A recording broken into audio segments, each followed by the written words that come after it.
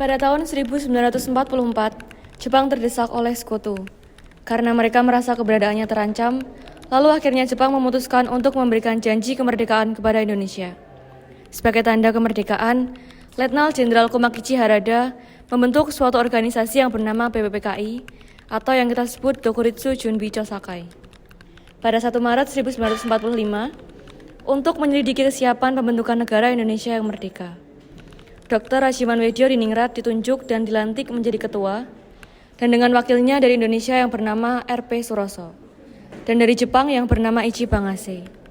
Setelah BPPKI berhasil dibentuk, sidang pertama pun akhirnya dapat dilaksanakan pada tanggal 29 Mei sampai 1 Juni 1945.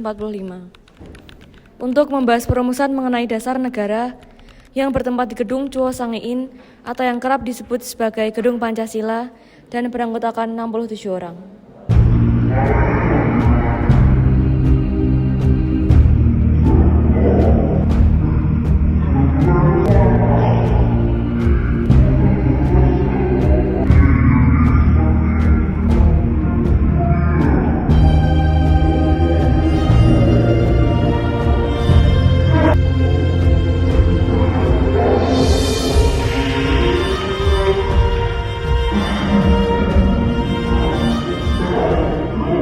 Assalamualaikum warahmatullahi wabarakatuh.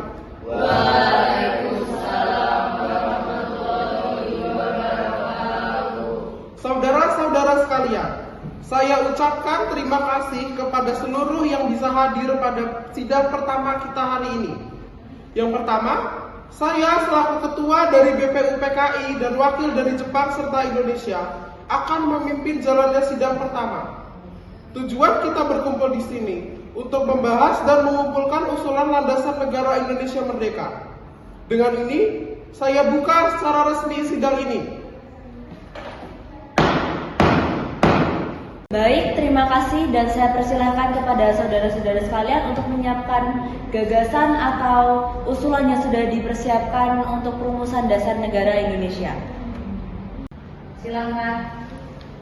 Mohon izin kepada seluruh hadirin dan terima kasih atas kesempatan yang diberikan kepada saya untuk memberikan gagasan saya.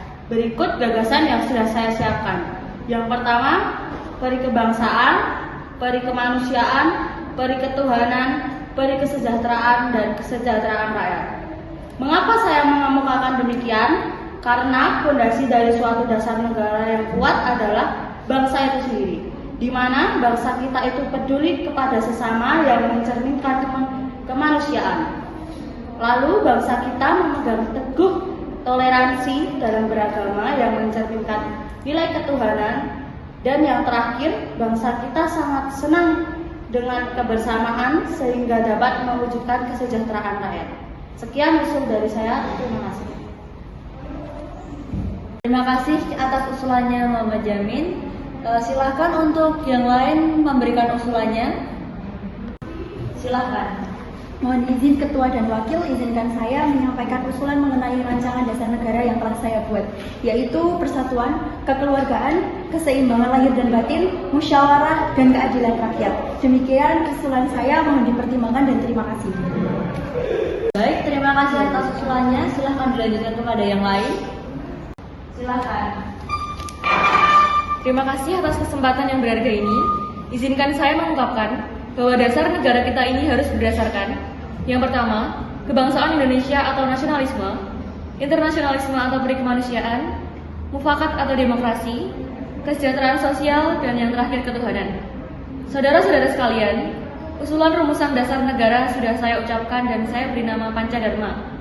Namun, karena saya merasa kata ini kurang tepat untuk diucapkan di negara ini, karena dharma sendiri yang berarti kewajiban, sedangkan kita membicarakan suatu dasar negara, maka dari itu saya merubah menjadi Pancasila, yaitu Panca yang berarti 5 dan Sila yang berarti asas atau dasar. Demikian yang dapat saya sampaikan. Terima kasih atas kesempatannya. Baiklah, silakan kepada para hadirin anggota sidang untuk menyampaikan pendapat tentang usulan nama Pancasila yang disampaikan oleh Insinyur Soekarno. Silakan. Mohon izin Ketua, saya selaku perwakilan dari anggota sidang menyatakan setuju dengan pendapat tentang usulan nama Pancasila yang disampaikan oleh Insinyur Soekarno. Baiklah, ternyata para anggota sepakat untuk menyetujui pemberian nama dasar negara yang disampaikan oleh Insinyur Soekarno, yaitu Pancasila. Saya rasa usaha nama yang diberikan Insinyur Soekarno ada benarnya. Hadirin, ada beberapa hal yang akan disampaikan oleh wakil dari Jepang. Silakan, Mr. Ichibagase. Ohayo gozaimasu. Saya menyaksikan jalannya sidang dari awal sampai akhir dan saya menyimak poin-poin yang para hadirin berikan. Saya hanya ingin menyampaikan jika saya setuju dengan hasil rumusan yang disampaikan oleh para hadirin. Selanjutnya akan dipertegas oleh ketua. Hanya itu saja yang dapat saya sampaikan. Arigato gozaimasu. Terima kasih kepada Mr. Ichibagase yang telah menyampaikan sambutan sebagai perwakilan dari Jepang. Saudara-saudara sekalian, tadi kita sudah menyimak bagaimana pandangan tentang dasar negara yang telah disampaikan Mr. Muhammad Yamin, Dr. Supomo, dan Insinyur Soekarno. Nama dasar negara pun sudah kita sepakati, yaitu Pancasila.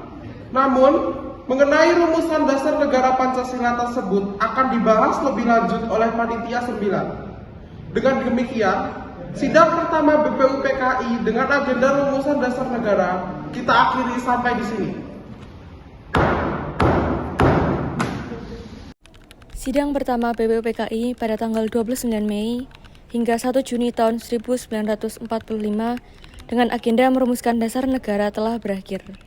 Selanjutnya, dasar negara tersebut dibahas dalam sidang yang dilakukan oleh Panitia 9 dengan ketua dipilih Insinyur Soekarno yang anggotanya terdiri dari Dr. Muhammad Hatta, Mr. A. Maramis, Abdul Qahar Muzakir, Ahmad Subarjo, Mr. Muhammad Yamin, Haji Agus Salim, Kiai Haji Wahid Hashim, dan Abikusno Cokro Sejoso.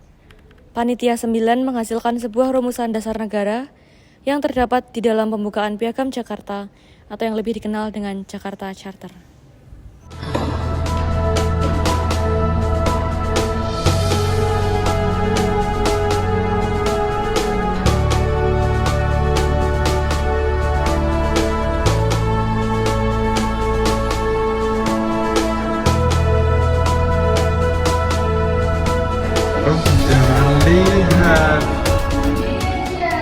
Selamat pagi, salam sejahtera bagi kita semua.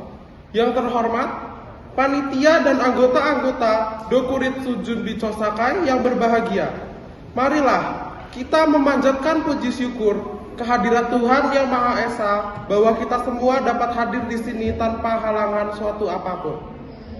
Saya selaku ketua mengucapkan terima kasih yang sebesar-besarnya atas kehadiran tuan-tuan sekalian. Dengan sambutan pembukaan saya ini, saya umumkan bahwa sidang BPUPKI yang kedua ini resmi dibuka. Sekian sambutan yang dapat saya sampaikan. Bila ada salah dan kurang dari tutur kata saya, mohon dimaafkan. Terima kasih atas perhatian tuan-tuan sekalian. Tuan Ketua, saya di sini akan menyampaikan usulan-usulan yang telah saya terima selaku Ketua Panitia kecil yang telah dibuat pada sidang BPUPKI yang pertama. Usulan-usulan yang dapat saya terima adalah: 1. Usulan mengenai dasar negara.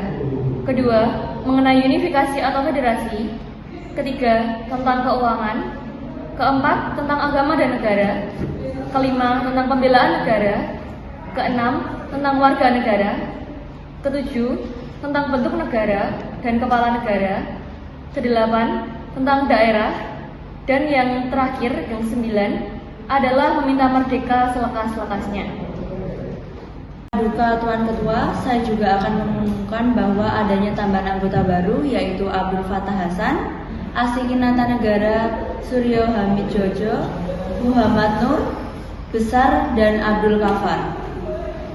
Saya mohon dari tuan-tuan anggota sekalian, oleh karena kita menghadapi saat yang suci, baiklah kita mengheningkan cipta, supaya janganlah hati kita dipengaruhi oleh sesuatu hal yang tidak suci. Tetapi dengan segala keikhlasan menghadapi keputusan bentuk negara yang akan didirikan. dengan hati yang murni, yang tidak terpengaruh oleh sesuatu maksud yang tidak suci. Oleh karena itu, saya mohon kepada Paduka Tuan-tuan sekalian, sukalah Tuan-tuan berdiri di hadapan hadirat Allah Subhanahu wa Ta'ala untuk meminta doa. Usul itu kita turuti, dan saya minta, marilah kita mengheningkan cipta, supaya mendapat pikiran yang suci dan murni dalam pemilihan. Bagi anggota yang muslim, mari kita membaca Al-Fatihah untuk memulai persidangan BPUPKI yang kedua ini. Sedangkan yang non-muslim berdoa sesuai keyakinan masing-masing. Berdoa mulai.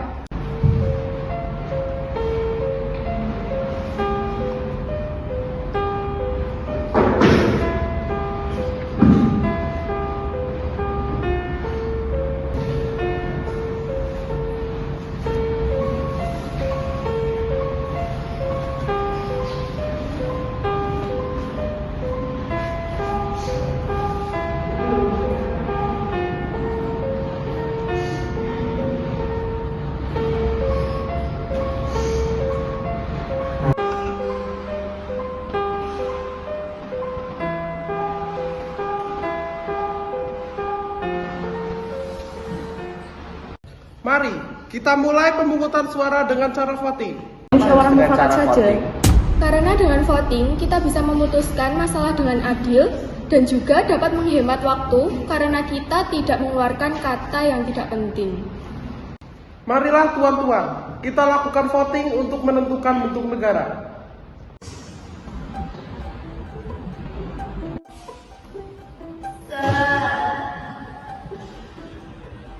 Kami sudah mengetahui bahwa ada 64 sistem. Yang memilih republik ada 55 sistem, kerajaan ada 6, belangko ada 1, dan yang lain-lain ada 2. Saya mengucapkan terima kasih atas pekerjaan komisi. Anggota sekalian sudah mendengar bahwa telah dipilih oleh sidang Dokuritsu Junbicho Sakai yang kedua kali ini, yang melahirkan 64 sistem, ialah yang 55 republik, 6 kerajaan, 1 belangko, dan 2 lain-lain. Jadi semuanya ada 64. Sudah ada ketetapan dalam waktu ini. Nanti kita membuat pelaporan yang sejelas-jelasnya. Jadi, putusan panitia itu republik. Sudah terang, republik yang dipilih dengan suara terbanyak. Sekarang saya minta beristirahat. Maka, apabila bangsa Indonesia pada masa ini mempunyai ketinggian kehendak dan kemauan dan menjunjung tinggi apa yang angan-angankan, hendaklah sanggup pula mengakui bahwa tanah Melayu itu sebagian dari tanah air kita. Tanah Papua itu sumber kekayaan kita. Janganlah sumber kekayaan yang diwariskan oleh nenek moyang kita hilang dengan sia-sia belaka. Oleh karena itu, saya setuju bahwa dalam menentukan batas halaman tanah air kita hendaklah berpikir sebaik-baiknya. Jangan didasarkan pada soal apakah kita sanggup atau tidak sanggup, tetapi pula apakah akan timbul kesanggupan akan merdeka atau tidak. Soal lain pula berhubungan dengan tanah Papua. Memang hal ini dalam ilmu pengetahuan, etnologi, bahasa, dan geografi ada yang menyebutkan bahwa Pulau Papua tidak masuk tanah Indonesia. Tetapi paham ini hanyalah dilahirkan oleh orang-orang yang mengarang buku yang bersangkutan. Tetapi ada juga paham-paham lain yang mengatakan bahwa seluruh Papua masuk Indonesia. Perkataan Indonesia dibuat oleh orang yang mempunyai paham yang mengatakan bahwa Indonesia meliputi daerah Malaya dan Polinesia. Jadi dengan sendirinya pada waktu perkataan Indonesia lahir dimaksudkan bahwa tanah Papua masuk dalam daerah Indonesia. Dalam ilmu strategi, alangkah besar bagi kedua-duanya untuk menjaga sisi masing-masing. Artinya, kalau kita melihat batas kita di timur ke Pulau Timur, saya setuju sekali dengan anggota yang terhormat Muhammad Yamin, yaitu agar pulau itu dimasukkan dalam lingkungan kita yang terletak di Indonesia Baru. Begitu pula Borneo Utara, di mana terletak Sarawak dan juga negara Papua, bukanlah kita meminta, tetapi hal itu beralaskan kebangsaan. Jikalau peperangan sudah berakhir dan kemenangan akhir telah tercapai, kita dapat melengkapkan aturan-aturan itu menjadi aturan-aturan yang sesuai dengan keadaan zaman pada waktu itu. Dengan permintaan Indonesia merdeka ialah seluas Indonesia Belanda dahulu. Jikalau kemenangan akhir tercapai dan ada permintaan yang nyata dari Malaya Selatan dan Borneo Utara bahwa rakyat di situ merasa juga ingin masuk dalam lingkungan kita, Dengan senang hati mereka akan kita terima sebagai bangsa kita di dalam Indonesia merdeka. Kalau kita menambah Malaya, Ya, kita juga harus menambahkan Borneo Utara supaya masuk dalam wilayah Indonesia. Saya akan menambahkan Papua supaya masuk ke dalam wilayah Indonesia. Kami juga akan menambahkan Timor, Portugis ke dalam wilayah Indonesia. Kami Merdeka mengusulkan untuk pulau-pulau sekitarnya dapat dimasukkan ke dalam wilayah Indonesia. Paduka Tuan Ketua, Undang-Undang Dasar negara manapun tidak dapat dimengerti sungguh-sungguh. Maksudnya, Undang-Undang Dasar dari suatu negara, kita harus mempelajari juga bagaimana terjadinya teks itu. Harus diketahui keterangan-keterangannya dan juga harus diketahui dalam suasana apa teks itu dibuat. Dengan demikian, kita dapat mengerti apa maksudnya. Undang-undang yang kita pelajari, aliran pikiran apa yang menjadi dasar undang-undang itu. Oleh karena itu, segala pembicaraan dalam sidang ini yang mengenai rancangan-rancangan undang-undang dasar ini sangat penting oleh karena segala pembicaraan di sini menjadi material, menjadi bahan yang historis, bahan interpretasi untuk menerangkan apa maksudnya undang-undang dasar ini.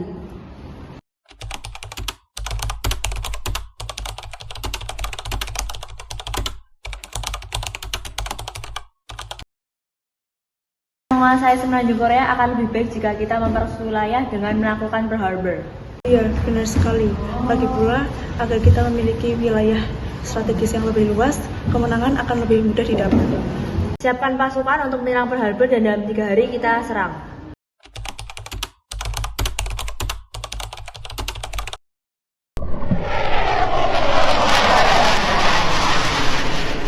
pasukan semua, sesuai dengan keputusan yang kita ambil, kita akan berangkat ke Pearl Harbor sekarang juga.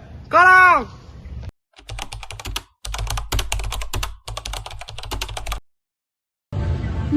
Berani-beraninya mereka, kita harus segera menghabisi mereka.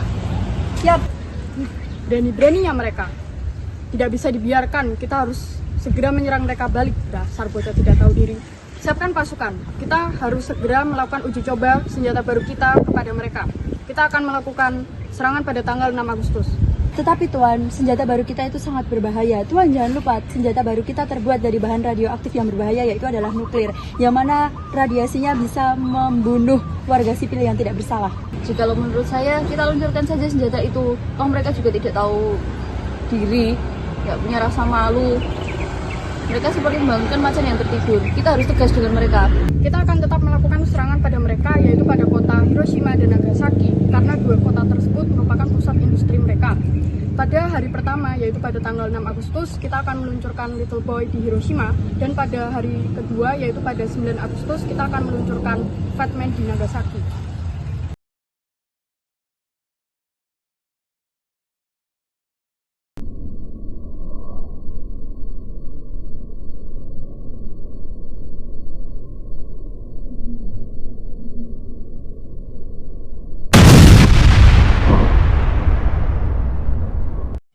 Pada tanggal 6 Agustus tahun 1945, tentara Amerika Serikat berangkat membawa bom nuklir atau yang disebut Little Boy menuju Jepang, tepatnya di kota Hiroshima.